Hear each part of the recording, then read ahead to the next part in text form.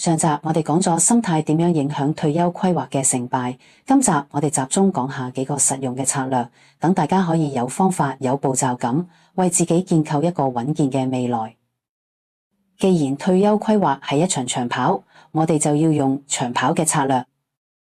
第一個好有效又容易執行嘅方法就係定期定額投資。無論市場係晴天定雨天，都固定咗一個時間，例如係每個月投入一筆固定資金。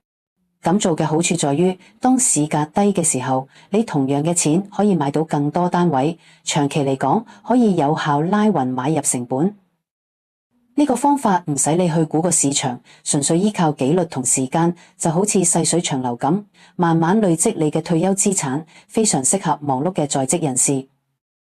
第二，可以考慮借助專業管理嘅退休投資產品，將部分資產交由專業嘅投資管理團隊打理。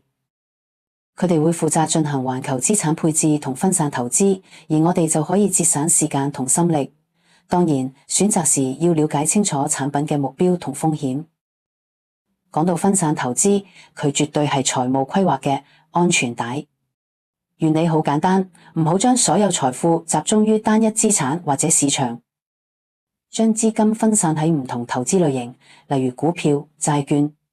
同地區。佢就算某一部分市況唔好，其他部分亦能夠起到緩衝作用，減低整體組合嘅風險。最後，任何規劃都唔係一勞永逸，所以我哋需要定期檢視一下自己嘅投資組合，例如每年或每2年，並根據人生階段嘅轉變，例如年齡增長、家庭狀況變化，或者市場大環境，去進行適當嘅微調，等個計劃可以一直貼近你嘅退休目標。